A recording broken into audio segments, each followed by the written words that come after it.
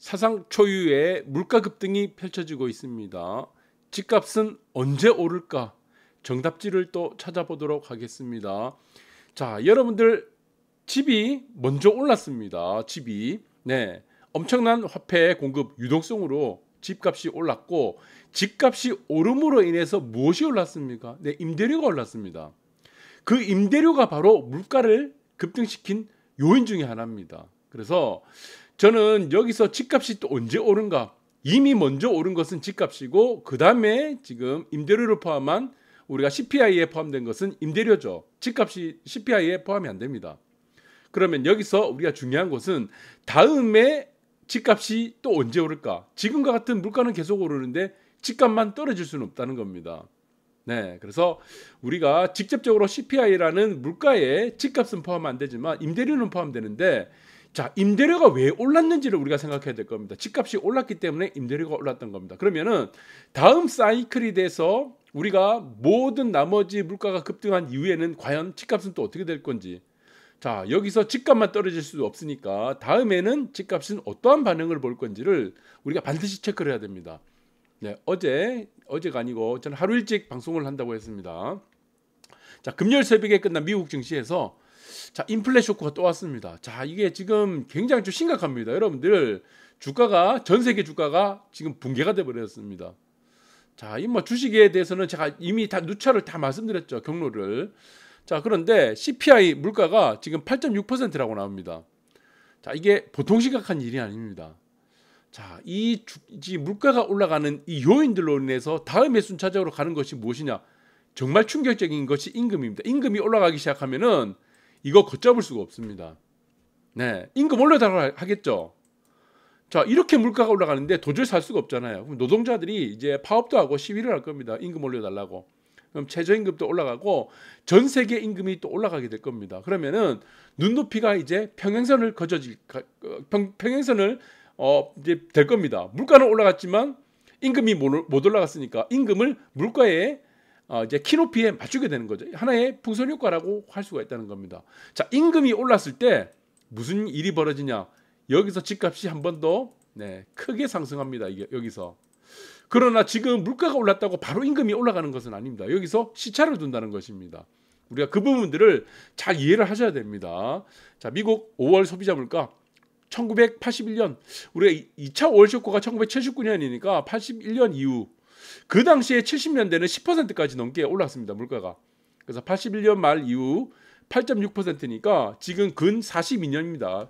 횟수로 치면은 뭐 거의 한 42년 정도 되겠죠. 지금 이 소리에 42년 만에 최대로 물가가 올랐다는 겁니다.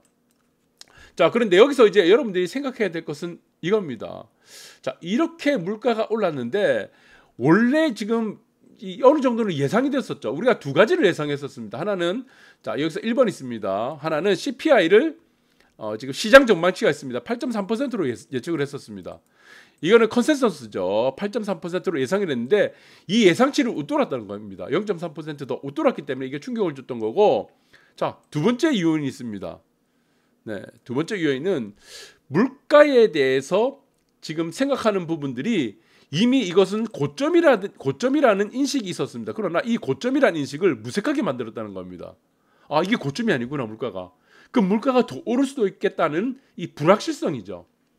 그래서 사람들이 지금 전 세계 사람들이 지금 공포에 떨고 있다는 부분이고, 자, 여기서 한몫한 것은 우크라이나 사태입니다. 러시아와 우크라이나 사태의 전쟁 사태죠. 그러면은 이 전쟁이 종결된다 그러면은 그 전쟁이 종결되는 시점에 아마 물가는 좀 정답지를 하나 찾을 수 있겠죠.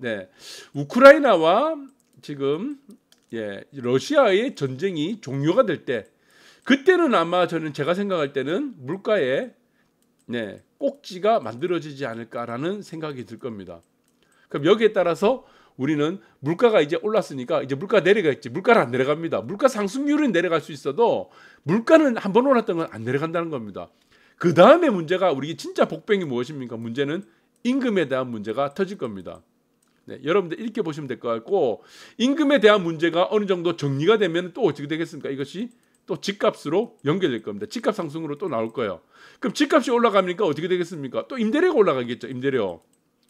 네, 이런 식으로 악순환이 계속됩니다. 지금 계속 밑에 돌고 있습니다. 임대료가 올라가니까 어떻게 됩니까? 임대료는 CPI에 포함되죠. 물가지수에 포함된다는 겁니다. 그러니까 임대료가 올랐으니까 또 CPI 물가지수에 포함되니까 그 옆에 농산물이고 뭐고 다 또 올라간다는 겁니다. 네, CPI가 또 올라간다는 거죠. 그래서 이것이 계속 반복됩니다. CPI 올라가니까 또 어떻게 됩니까? 다시 또 임금이 또 올라가는 효과가 만들어지죠. 그래서 이거는 우리가 케인즈 현대경제의 아버지라는 우리가 1929년도 대공황이 있을 때 유효수요 이론이라는 우리가 지금 거의 뭐 수정자본주의 체제의 원조입니다. 뭐 시카고 학파도 있고 여러 가지 뭐 학파들이 있지만 네, 거기서 정부의 어떤 역할을 중시했었죠. 거기서 있었던 수정자본주의 체제로는 이러한 사실은 이런 정부의 역할로 인해서 선순환을 만드는 것이 네, 선순환이죠. 고용이 늘어나고 생산이 늘어나고 그다음에 임금이 늘어나는 이런 선순환 체제가 아니고 악순환 체제로 간다는 겁니다. 거꾸로 간다는 겁니다. 이것이. 그래서 이것이 가속도와 승수 이론 중에 하나가 될 겁니다. 그러니까 선순환의 우리의 가속도나 승수 이론이 아니고 악순환의 지금 악순환의 가속도나 승수 이론이 될 거다라는 것이 될 겁니다. 그래서 이 부분들은 여러분들이 가장 주의해야 될 것은 무엇이냐? 언제냐라는 부분이죠. 집값은 또 언제 올라가냐? 그것은 임금입니다. 임금이 모든 것을 결정할 겁니다. 나중에 여러분들이 보시면 알 거예요. 그래서 정점 통과 관측 깨고 이것이 이제 하나의 불안 요인이 됐다고 했죠. 네, 관측 깨고 또 신기록을 쳤기 때문에 야 이게 이제 도저히 이제 끝이 없구나. 과연 이게 언제 끝이 날까? 이 부분에 대해서 사람들이 회의적인 시각이 들고 그러다 보니까 이제 금융시장들이 붕괴를 하는 이런 모습들이 또 보이고 있다는 겁니다.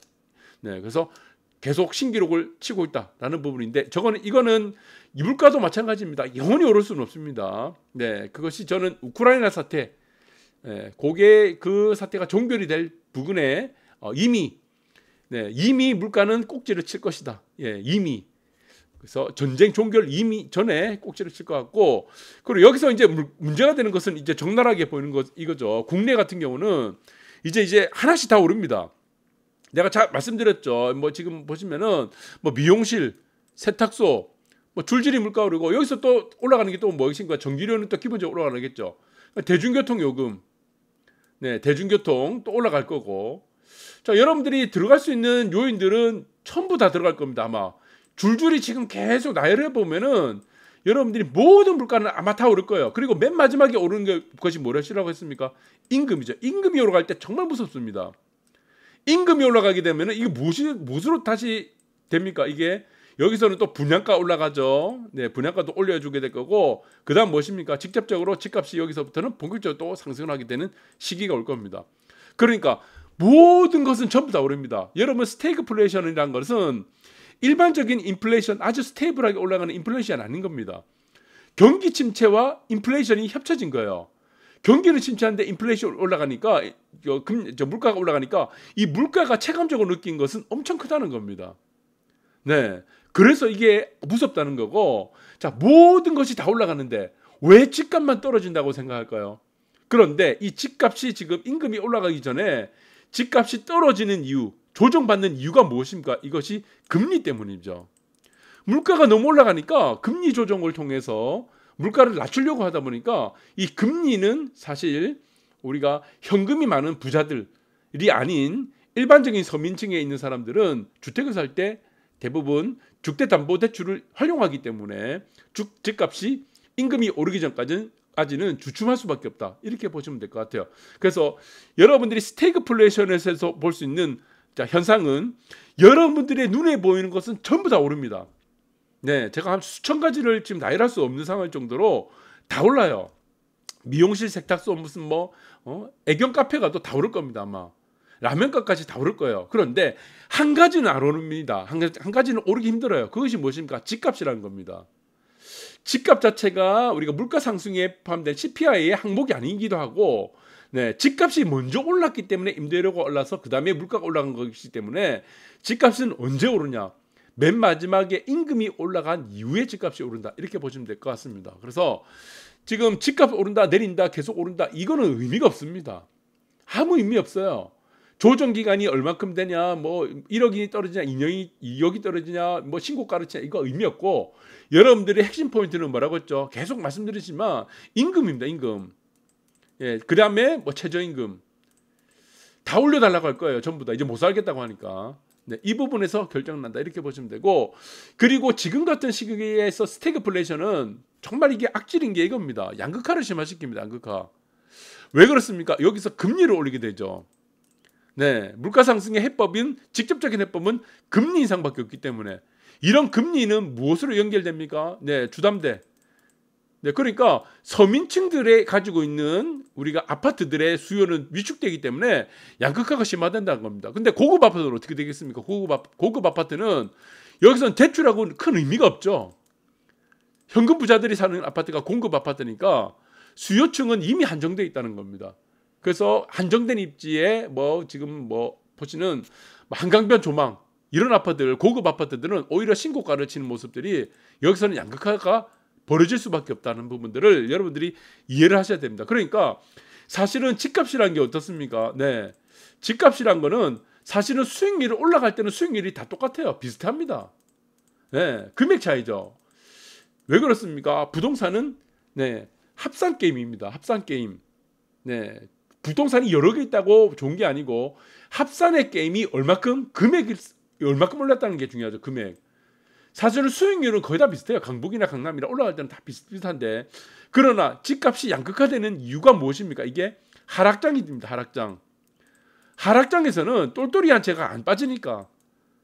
네, 그리고 비역세권의 외곽 쪽 그리고 고바위 이런 데는 하락장일 때 더 많이 하락하거든요. 그러니까 하락장에서 사실은 양극화가 크기 때문에 집값 차이가 벌어지게 된다는 겁니다.